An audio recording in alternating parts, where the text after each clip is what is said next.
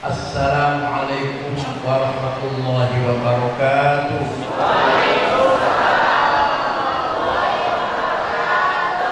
Bismillah. Alhamdulillah. Wassalatu wassalamu ala sayyidina wa maulana syafi'ina wa habibina Muhammad Rasulullah wa ala alihi wa sahbihi wa man tabi'a sunnatahu wa jama'atahu min yawmina hadha ila yawmil ba'th wa nawar. Ashabul fadilah hadirin muqamin saadatul ulama masyayikh wa masyayikh ashabul ma'ahid ashabul sufiyah ashabul madaris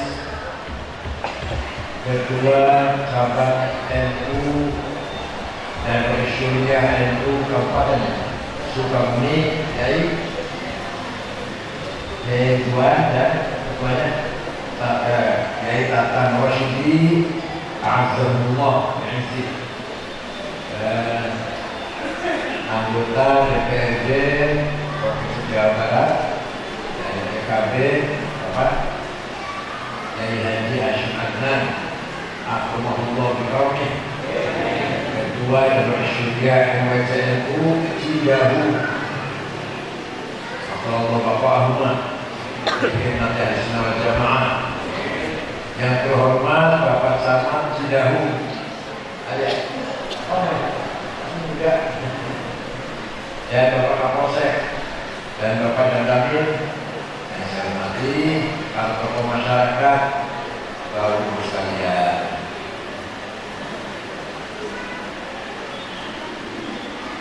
Tanggal 17 Agustus 1945 proklamasi kemerdekaan Indonesia.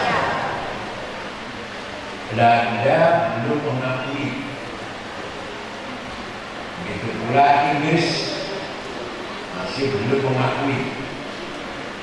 Pada bulan Oktober baru 1,5 bulan ada berita bahwa Inggris mengirim pasukan namanya NICA, England Indies Civil Administration. Berasal perang bukan sipil lah. Maksudnya mau datang ke Indonesia, mau membawa pulang tentara-tentara Belanda yang masih di Indonesia dalam penjara yang di Jepang. Beberapa tentara Belanda sebenarnya di dalam penjara dan penjara oleh Jepangnya kalah perang dunia kedua bisa merdeka. Ya, silakan datang kalau hanya akan mencari tentara Belanda. Ternyata NICA ini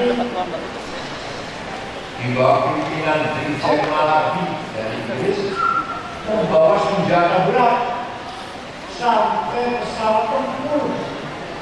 Ini mau cari orang dari penjara atau mencari orang ini. Maka Bung Karno, Pak Hatta, Jenderal Sudirman berunding ini harus dilawan oleh rakyat. Dilawan itu bahasa Arabnya intifadhah. Bukan perang, harus seimbang. Itu bukan tidak seimbang lah.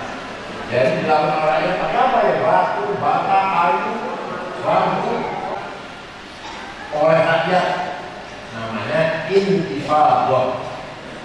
Apa adanya, pakai golok, pedang. Nah setuju. Bung Karno, Pak Hatta, Jenderal Sudirman setuju. Hanya yang bisa mengerahkan rakyat itu siapa? Yang bisa mengerahkan kayak kita semangat lawan siapa? Yang bisa membakar semangat rakyat itu siapa?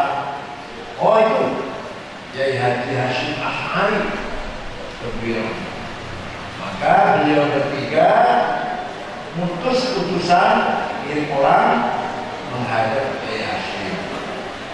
Saya putusan Presiden Soekarno Hatta Panglima Besar bertanya kepada Pak Kiai Apa hukumnya membela tanah air? Membela tanah yang cari? Bukan bela agama, bukan bela Allah. Bukan. Bela tanah air. Hukumnya bagaimana? Yasin, jawab. Ya, saya akan mengumpul kiai-kiai dulu. Kumpulan kiai-kiai Jember, Surabaya, Jakarta, Bakalan, Jombang, Gresik, Sidoarjo. Kumpul kiai-kiai tanggal 20 Oktober sampai tanggal 22 keputusannya membela tanah air hukumnya fardu ain. Tiap orang wajib, bukan fardu kifayah, bukan fardu seperti wajibnya sholat lima. Setiap orang, setiap jami wajib membela tanah air. Man mata li ajli wa qawlihi mata syahidan. Barang siapa mati demi tanah air, mati syahid, sama dengan mati membela agama. Wa man khana li waqtihi halalun damu. Barang siapa mengkhianati tanah air ini, belain berpihak pada Belanda, Jepang, Inggris, boleh dibunuh walaupun tidak kafir. Ada orang Islam berkhianat, belain menjaga, tidak kafir, tidak ada kafir, tetap orang Islam, tapi boleh dibunuh. Namanya apa? Bugot. Apa namanya? Bugot. Seperti DIY.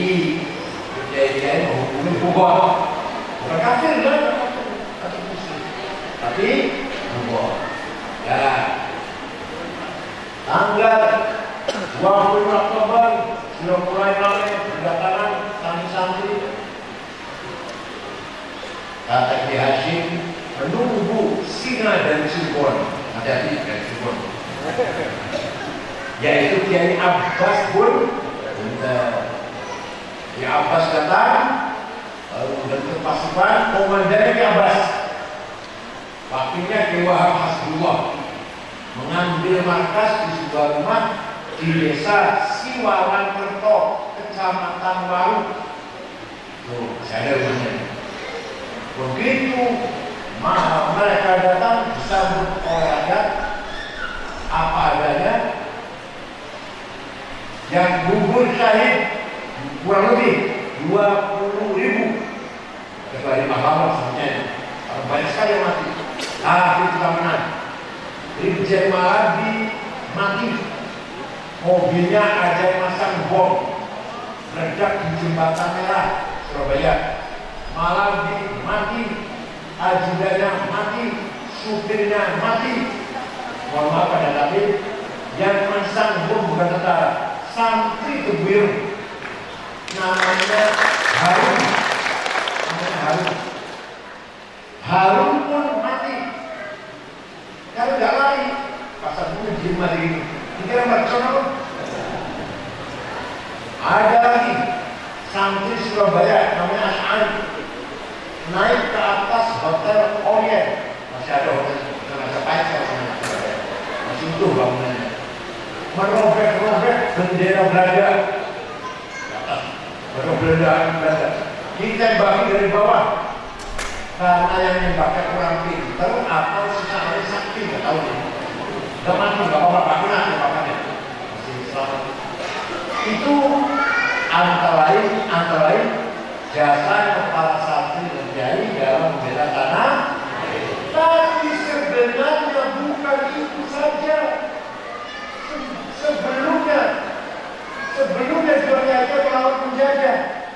Contoh Kiai Zainul Mustafa, dari mana? Aslinya mana? Singaparna. Dipenggal oleh Jepang, di mana? Di Ancol, sebenarnya. Karena beliau mengajak rakyat dan beliau sendiri dan mengajak rakyat melarang stok padi, stok hasil panen pada Jepang. Ada lagi Kiai Ilyas dari Lumajang, di depan santrinya Brodok. Ada lagi Kiai Rukyat, bapak Ilyas Rukyat lagi sholat ditembak, nggak kena lagi. Yang kena zamannya berapa orang mati, beliau loncat dari mihrab imaman.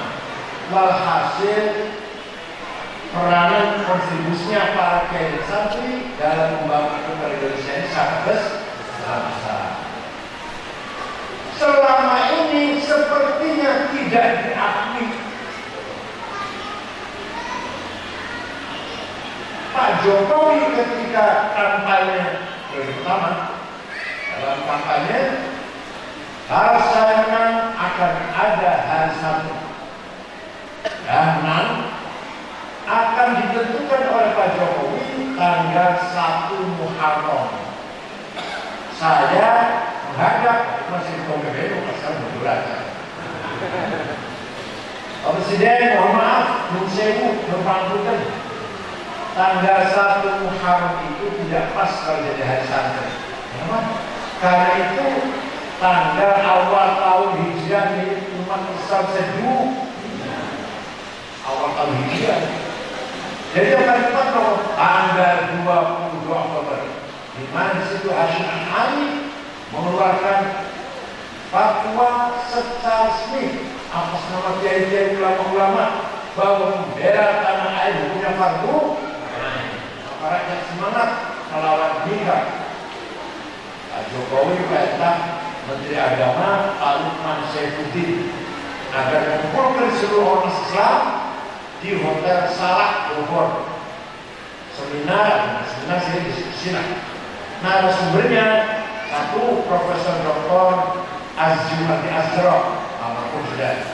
Yang kedua Dr. Abdullah Syarwani, mantan Dubes RI di Libanon.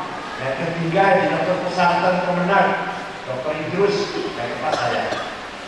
Keputusannya dari 9 malam, semua ormas yang hadir tanda tangan setuju hari Sabtu tanggal 22 Oktober.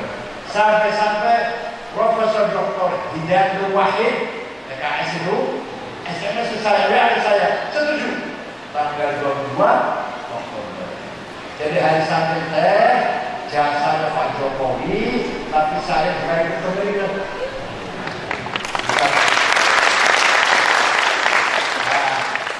Alhamdulillah dengan demikian perjalanan sejarah bangsa ini sempurna sejarahnya karena perang santri diikut sertakan. Waktu merdeka, kiai yang dari tentara itu banyak. Satu, Kiai Yusuf Hashim, pamannya Gus Dur. Tentara Yunan, Kiai Munasir Ali, bapaknya Pak Rosim Munir, mantan Menteri BUMN, kemudian zaman itu Presiden, dan itu bapaknya Kiai Sulam Samsun, sampai Brigjen, Kiai Abdul Manan, sampai Brigjen, banyak lagi lah, berapa banyak. Tapi setelah merdeka, kiai-kiai meletakkan senjata, mundur dari tentara kembali ke pesantren. Kecuali Brigjen Abdul Manan, Brigjen Mukhlas Rawi terus tentara saat pensiun. Sulam Samsun terus. Yang Kiai Syuhasin, Kiai Munasir, Abdullah Abbas, Abdul Abbas, putra Kiai Abbas juga letnan itu. Tapi setelah merdeka tidak terus karir tentaranya diteruskan kembali menjadi kiai lagi. Walhasil itulah peran kiai dan santri dalam membangun membentuk NKRI. Sampai Kiai Wahid Hashim, bapaknya Gus Dur, menjadi anggota tim inti panitia kemerdekaan Indonesia. 9 orang, ketuanya Insinyur Soekarno, sekretarisnya Muhammad Hatta, anggotanya Kiai Haji Agus Salim, Kiai Haji Kahar Mutakhir, Abi Kusno, Wahid Hashim, Laimena, Marmis, non-muslim, 2 orang non-muslim. Jadi Wahid Hashim itu bapaknya Gus Dur menjadi panitia inti yang mempersiapkan proklamasi kemerdekaan Indonesia. Tahun 36 NU tamat di Banjarmasin. Keputusannya bahwa Indonesia bukan Darul Islam, bukan negara Islam, bukan negara Jawa, negara Sunda, negara Madura, bukan. Negara kesukuan, bukan. Negara Indonesia, kebangsaan, nation state, yang di dalamnya ada Muslim, ada non-Muslim, ada sekian suku, 714 suku, semua saudara, menjadi satu saudara, satu bangsa, satu bahasa, satu lah Sumpah Pemuda, manifestasi politik Sumpah Pemuda tahun 28, satu bangsa, satu nusa, satu bahasa. Itu siapa yang bikin? Yang punya ide Sumpah Pemuda siapa? Mr. Sunario. NU itu ketika merdeka menjadi Menteri Agraria. Ketika merdeka menjadi Menteri Agraria, ketika bertua menjadi rektor pertama IAIN Yogyakarta. Dan untuk pertama kali Quran diterjemah oleh Jepang, ketua tim penerjemahnya Mr. Sunario. Benar saja, Quran Agama terjemah. Nanti ketuanya Mr. Sunario. Ketua tim penerjemah Quran bahasa Indonesia. Nah, walhasil NU banyak sekali andilnya dalam membangun NKRI. Kemudian ketika ada Piagam Jakarta 7 kata dengan berkewajiban menjaga syariat Islam bagi para pemeluknya, yang dari Indonesia Timur orang Kristen menolak. Ini kalau ini ditetapkan jadi negara Islam, orang Islam bawa dalam Islam jadi negara Islam nantinya ini Jakarta menjadi konstitusi negara. Akhirnya Wahid Hashim pulang ke Tebuir ke Jombang, lapor pada bapaknya Kiai Hashim Asy'ari. Gimana Kiai? Gimana Pak? Ini banyak yang setuju kalau ini ditentukan, kita dicoret. Ya, nanti malam saya sholat dulu. Malamnya sholat hajat, paginya Wahid kembali ke Jakarta. Saya setuju 7 kata dicoret. Kenapa? Indonesia ini lahir dulu, kuat dulu, bersatu dulu. Masalah syariat Islam nanti kita perjuangkan di atas negara yang kuat. Di atas negara yang, Masya Allah, benar banget, benar sekali. Coba, benarnya apa? Benarnya apa? Benarnya Afghanistan, Mujahidin melawan Soviet. Soviet lari, langsung bicara negara Islam. Gak kompak, gak solid. Negara yang belum kuat sudah bicara syariat Islam. Taliban begitu. Yang lainnya enggak. Nasional, yang lainnya enggak. Walhasil syariat Islam yang enggak jalan, negaranya enggak kuat, perang saudara 40 tahun. Ya. Sampai sekarang Afghanistan, syariat Islam yang enggak jalan, negara enggak bersatu, perang saudara atas kekuatan partai sudah 40 tahun. Bom di mana-mana, di jalan, di sekolah, di rumah sakit, di masjid, lagi sholat, lagi maulid Nabi ada bom. 2 minggu yang lalu, 3 minggu yang lalu, lagi maulid Nabi di bom, yang mati 55 orang. Lagi maulid Nabi di bom, masjid dari sholat asar di bom, sekian yang mati. Presidennya Burhanuddin Rabbani hafal Quran, keluaran Mesir, tamatan Al-Azhar Mesir, dibunuh, kafir, antek Amerika. Karena beliau moderat, nggak seperti masyarakat Islam, negara Islam, moderat, kafir, antek Amerika, dibunuh. Perempuan nyanyi, dibunuh. Karena perempuan nyanyi haram. Jadi nyanyi haram, membunuh tidak haram. Ini Afghanistan. Oh begitu Indonesia. Kita berjuang bangun masjid, bangun madrasah, pesantren, pengajian, istighfar, doa bersama, dakwah, bahasa acara Islam, maulid Nabi, Isra Mi'raj, nuzul Quran, halal bihalal, tahun baru Hijriah. Kita lakukan di atas tanah air yang kuat persatuannya. Paham tidak? Kita ini persatuan kuat sekali juga. Lintas agama, lintas budaya, lintas suku, bersatu jadi satu bangsa. Silakan mengadakan apa saja di atas tanah air yang kuat ini. Coba Kalau tanah airnya nggak kuat, bangun pesantrennya di awan-awan itu di atas angin. Kalau tanah airnya nggak kuat, bangun masjid, bangun pesantren, bangun madrasah di awan-awan. Di tanahnya kuat dulu dong besarnya. Baru dakwah akan lancar. Percaya pada saya. Saya di Timur Tengah 13 tahun setengah. 13 tahun setengah. Pulang bawa anak 4. Pernah di Jordan, pernah di Mesir, pernah di Mekah. Tidak gampang bangun pesantren di sana. Tidak gampang bangun masjid di sana. Tidak gampang ngajak pertemuan kayak gini. Tidak gampang. Apalagi di Saudi, dilarang. Apalagi Irak, dilarang. Di Mesir Medina agak gampang.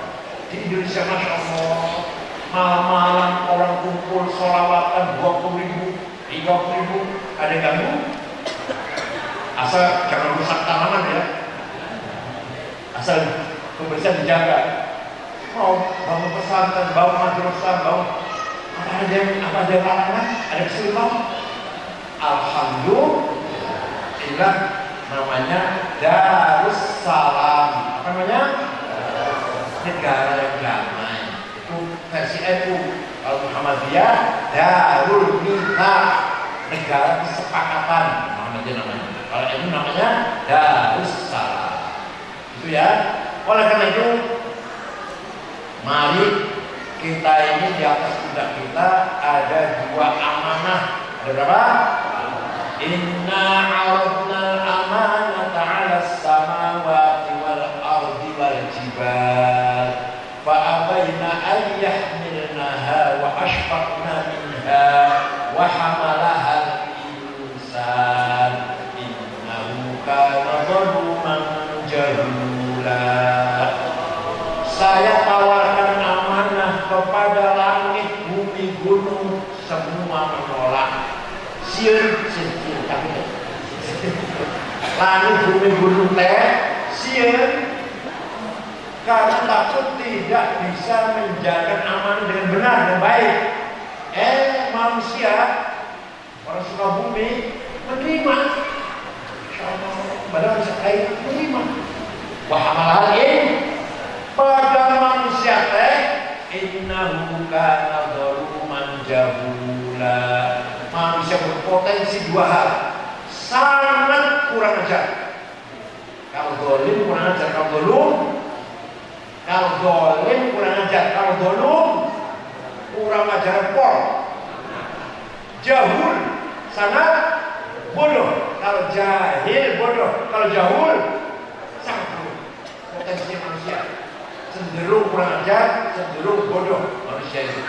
Tapi menerima amanah yang oleh langit, gunung, bumi sieun menerima, manusia berani menerima. Pertanyaannya, amanah naon eta teh?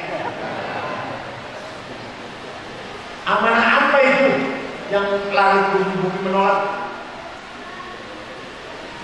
Bani Adam menerima. Ada 2. Ada apa?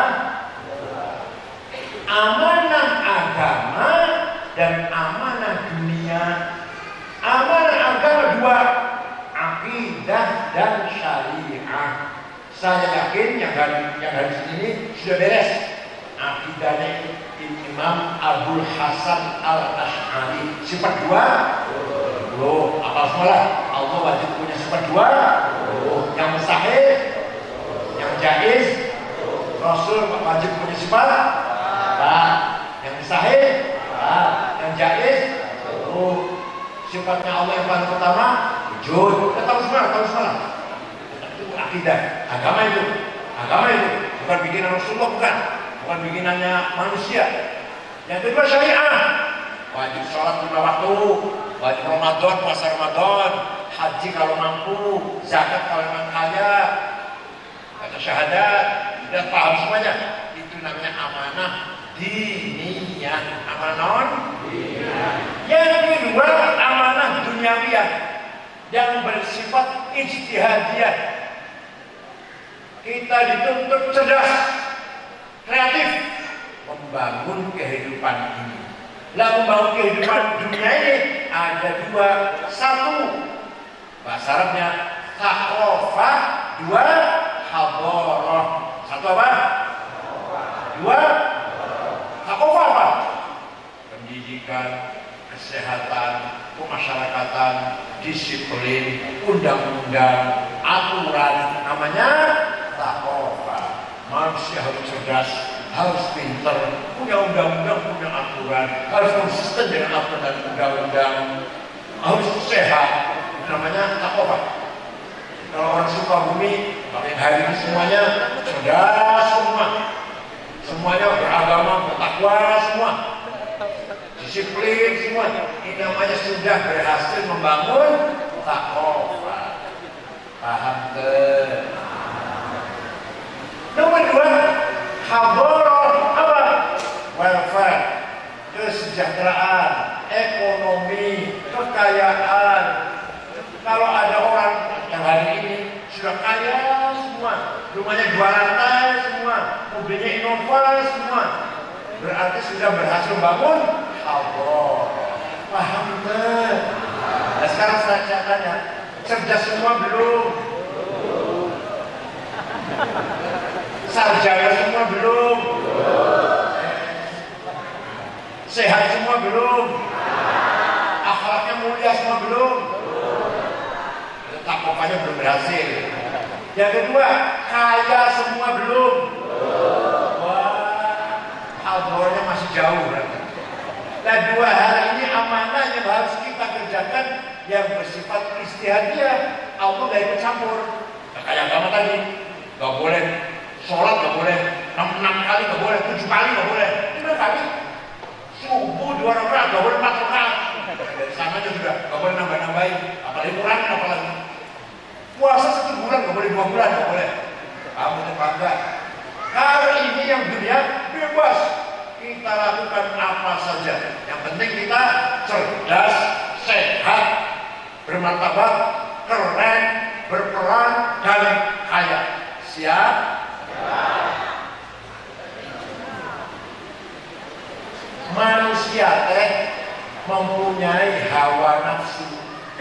Hawa nafsu ayat 2. 1 nafsu ghadabiyah apa? 2 nafsu syahwatiyah apa? Kayak kiai-kiai kalau ceramah, Ustaz kalau ceramah, kalau khutbah, jangan menjelekkan hawa nafsu. Jangan. Hawa nafsu itu fadlun min Allah, anugerah dari Allah. Kalau tidak hawa nafsu, ya gak ada bangunan bagus, gak ada rumah bagus. Kalau gak ada hawa nafsu, ya gak ada anak, gak ada cucu. Bisa ada anak, ada hawa nafsu. Diarahkan, bukan dijelekkan. Satu, nafsu ghadabiyah. Saya harus jadi bupati. Nafsu ghadabiyah namanya. Saya harus jadi ketua. Saya harus jadi komandan. Saya harus jadi imam. Gak mau makmum. Namanya apa? Nafsu ghadabiyah. Tapi kalau niatnya baik, tujuannya baik, saya harus jadi bupati Sukabumi. Kalau saya jadi bupati Sukabumi, jalan akan saya baik semua. Tapi jalan semangat. Ya, saya jadi DPR. Saya harus jadi DPR. Akan saya bela rakyat. Kalau saya jadi bupati, jalan bagus, rumah sakit, klinik gratis, sekolah gratis, yang fakir miskin beri santunan. Saya itu niat kayak gitu bagus nggak? Nah, tujuannya apa? Ini cari nama, ini biar dipuji. Tidak. Ibtigha amardhatillah, mencari Allah. Maka nafsu ghadabiyah ganti namanya. Ganti namanya. Apa? Himmah. Ayo bunyi. Himmah. Saya jadi DPR, saya jadi komandan, saya jadi pemimpin. Niatnya saya, kalau saya jadi pemimpin, Sukabumi saya bangun. kesejahteraan saya bangun, pendidikan, kesehatan, pemuda-pemuda saya berdayakan, punya sukses. Niatnya Allah Ta'ala, niatnya nafsu himmah namanya. Namanya naon? Bukan nafsu bodohnya. Nah, para kiai, para penceramah, para khotib, kalau menceritakan Rasulullah teh, jangan hanya cerita Rasulullah sholat malam sampai kakinya bengkak. Benar. Tapi jangan hanya itu.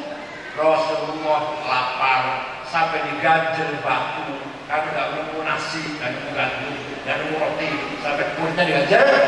Betul, terjadi itu. Tapi jangan hanya itu yang diceritakan. Yang harus diceritakan juga mental Rasulullah, himmah Rasulullah, cita-cita Rasulullah. Paham deh? Coba saya contohkan.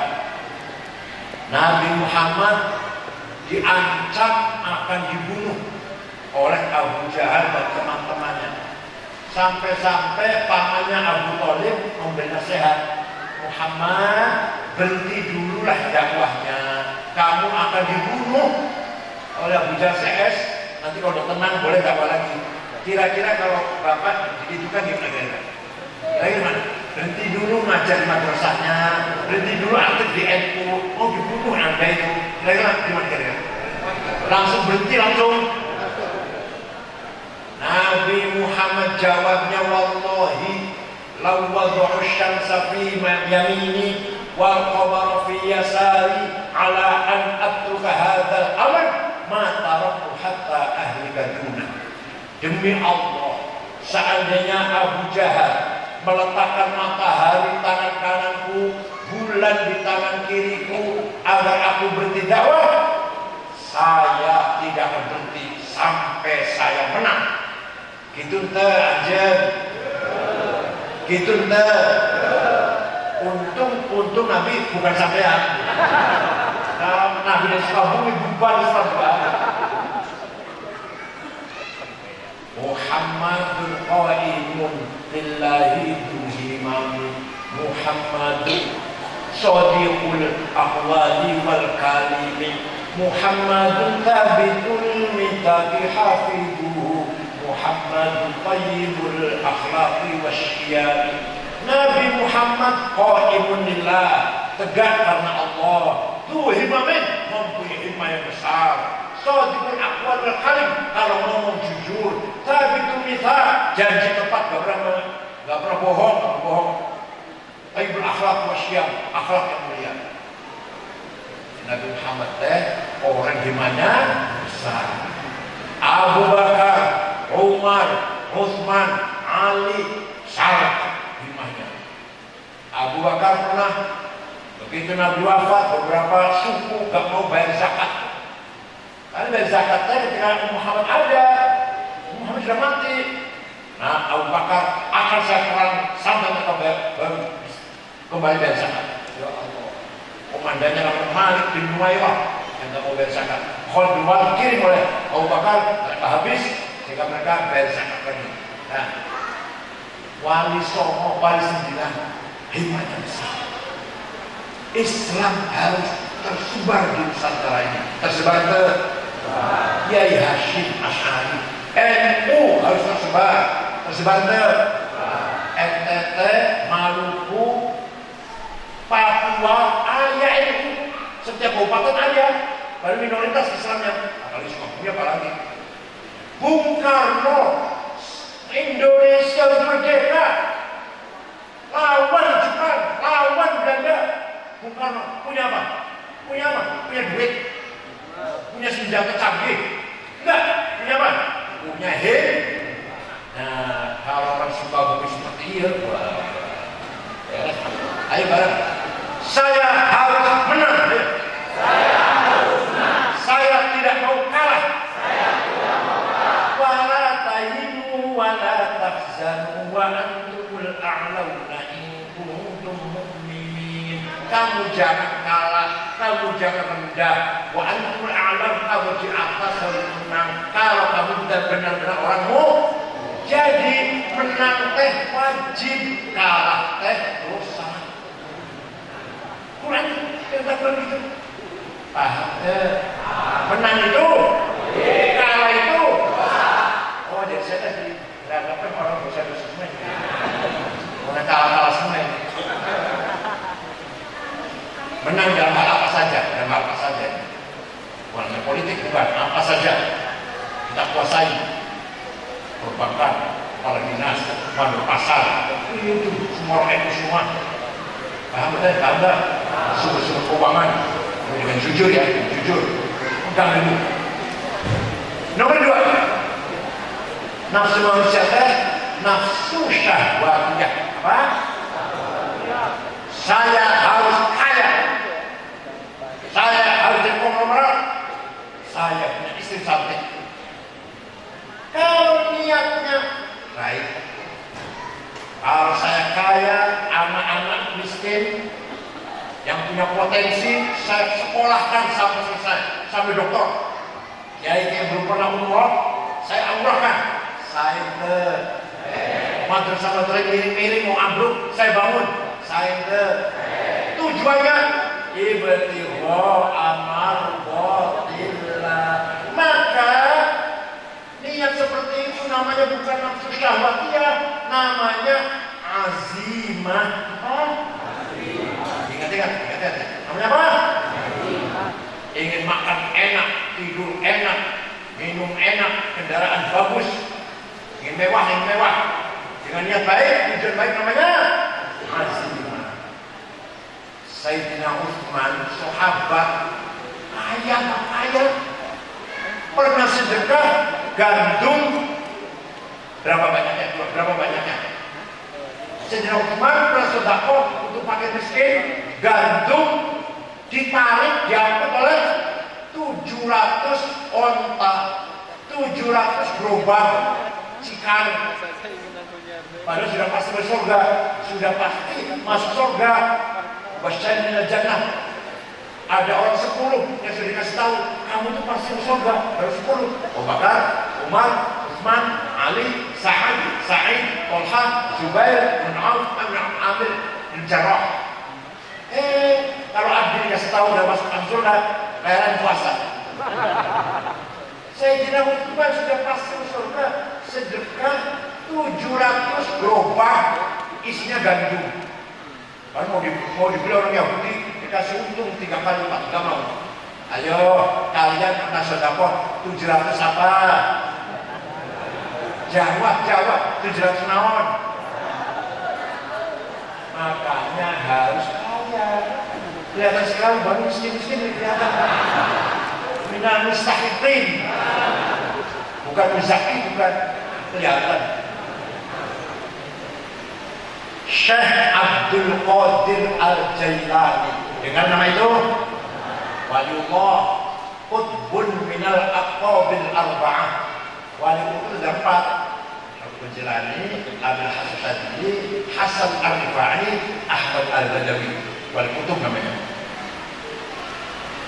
Suatu orang Baghdad, orang Irak pergi ke Mesir, ke barat, ziarah kubur ke Imam Syafi'i di dusun Fustat, Kairo, ziarah kubur. Melihat penduduk masyarakat sekitar kuburannya Imam Syafi'i miskin-miskin, nggak punya rumah. Syekh Abdul Jailani membeli tanah 10 hektar, diwakafkan untuk masyarakat miskin yang ada di sekitar kuburnya Imam Syafi'i. Sampai akhirnya, sampai sekarang usul ada tulisannya Auqaf Syekh Abdul Qadir Al-Jailani. Jadi beliau itu, Syekh Abdul Jailani itu wali kaya dermawan. Bapak wali bukan, kaya tidak, dermawan bukan.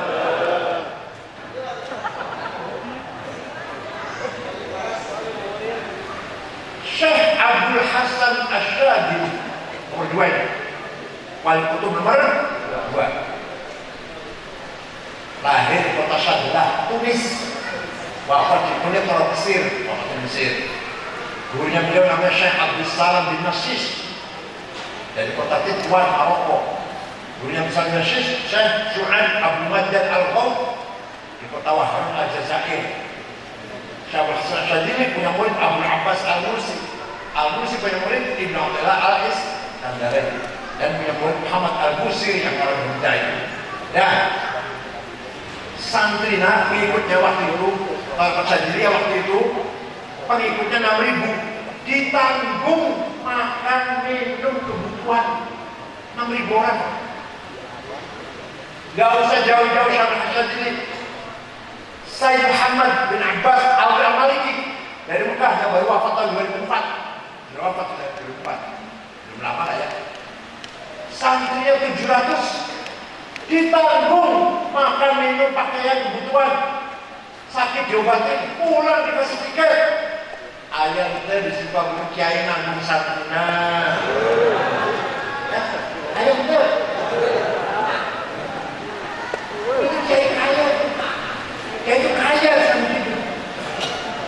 Kiai Wahab Hasbullah, Kiai Wahab orang kedua setelah Hasyim Asy'ari menyebarkan NU, pergi ke Sumatera Selatan, Palembang, jumpa dengan Kiai Amir Soleh, pergi ke Banten, Pandeglang, Menes, jumpa Kiai Abdurrahman, ke Bogor, Ajengan Pagentongan, ke Cirebon, Kiai Abbas, ke Betawi, Kiai Marzuki, Guru Marzuki, Semarang, Kiai Ridwan, Lasem, Mbah Masum, Kudus, Raden Asman Kudus, Cepu, Kiai Ihsan, Lombok, Kiai Faisal, Kiai Abbas muter-muter tahun 30-an, tahun 30-an, 31, 32 lah.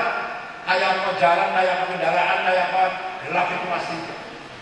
Itu muter-muter, uangnya sendiri tanpa proposal.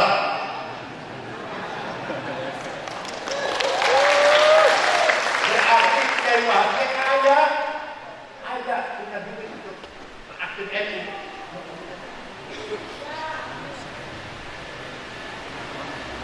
Rasulullah Mi'raj melihat ada orang bangun dari kuburan besar, tinggi, besar, gagah. Setelah dilihat mukanya, tak ada dagingnya, mukanya bolong, kaya, dagingnya tinggi besar, gak ada dagingnya mukanya. Rasul kaget tanya pada malaikat Jibril, sahabat teh, man huwa ya Jibril? Jawabnya, itu umat anjen yang rajin bikin proposal.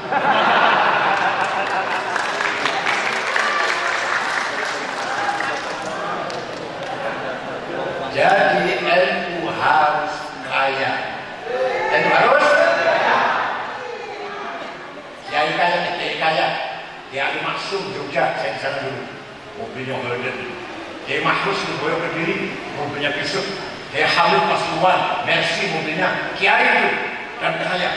Ya Allah. Kadang kita lihat Kiai ini nyemprot.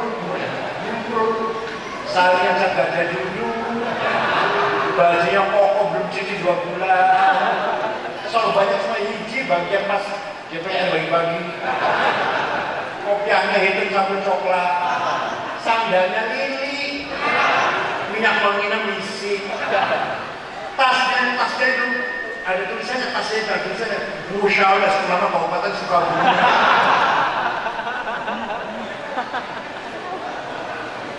Ya, mulai sekarang harus kaya. Sepatunya Hermes 25 juta. Bajunya Pierre Cardin, Christian Dior 7 juta. Jasnya dibikin dari Walter O'Neill 13 juta semeter. Pulpanya Montblanc 12 juta.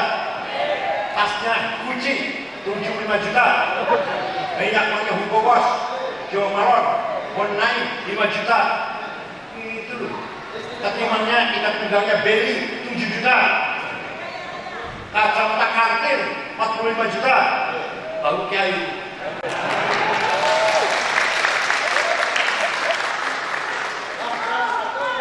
ala qadri ahli al-azm ta'ti al-azaim wa ta'ti ala qadri al-kiram al-makarim. Kemuliaan, kebesaran harus dibangun dengan azimah. Nah, kita harus azimahnya besar. Ayo, saya harus kaya. Saya tidak mau melarat.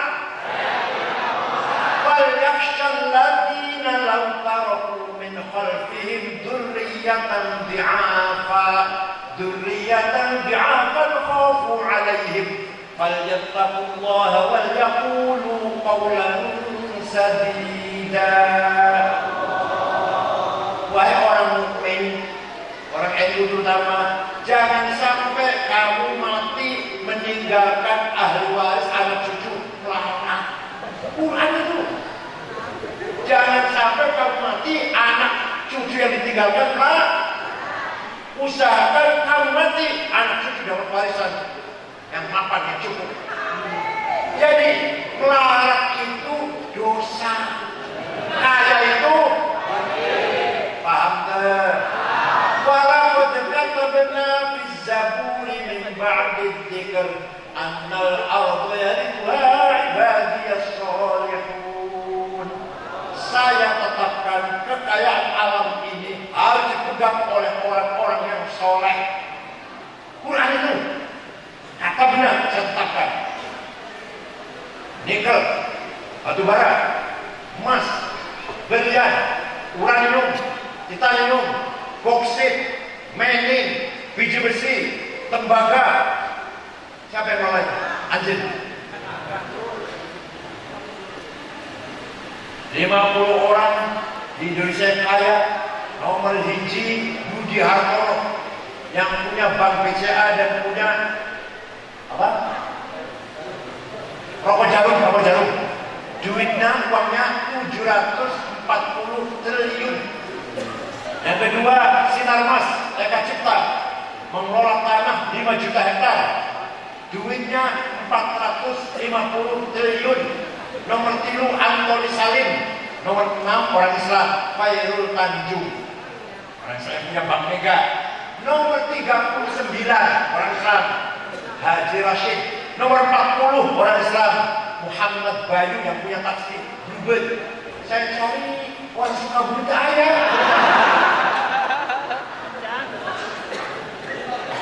Solikin Jumadi Guru kanan Ujang Lecet.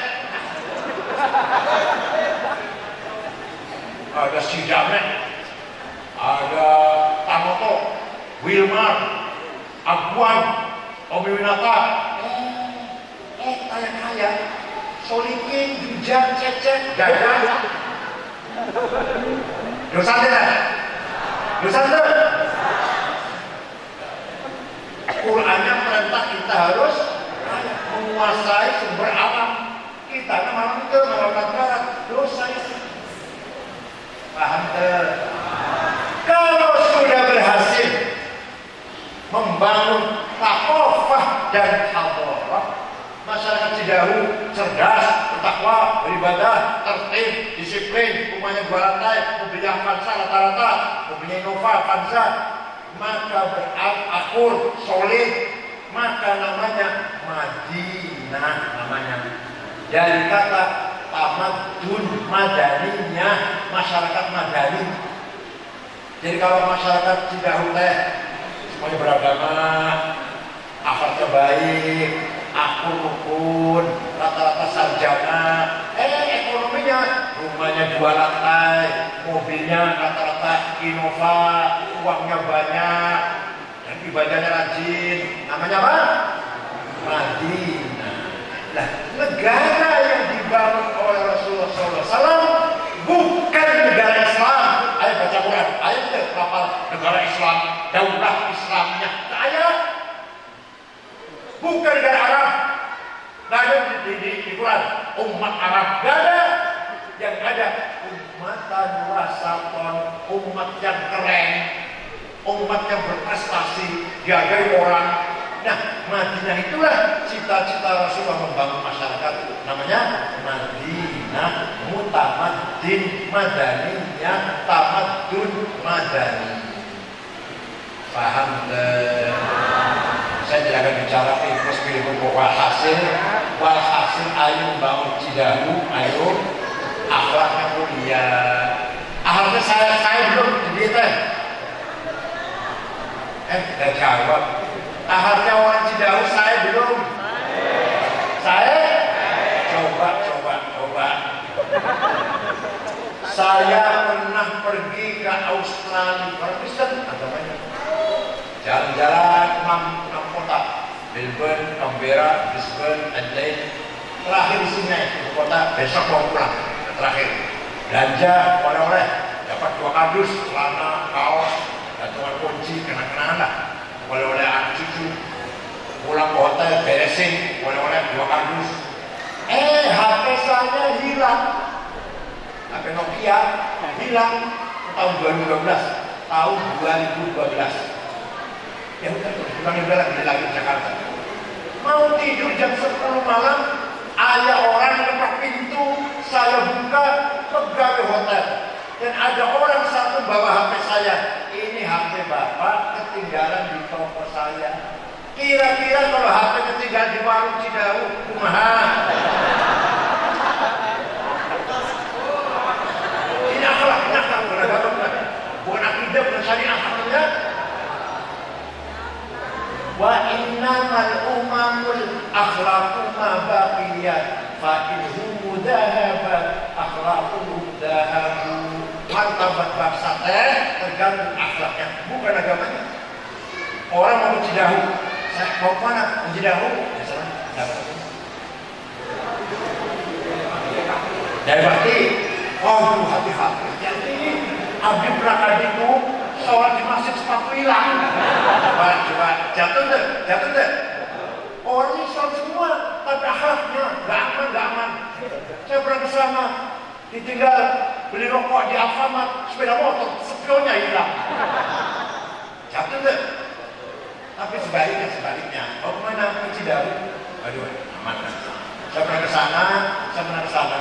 Dompet tertinggal di tempat wudhu 2 hari masih utuh. Itu akhlaknya baik. Contoh lagi, yang Islam.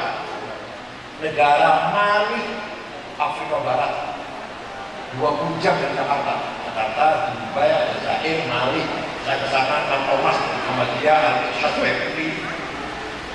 Di ibu kota Tembakto,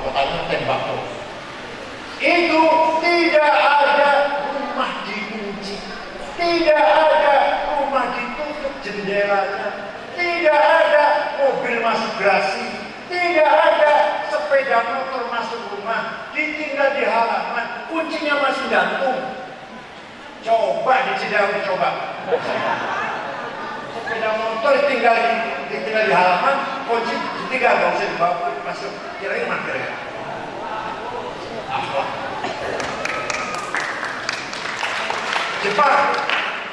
Jepang, ayo 4 kali di Jepang.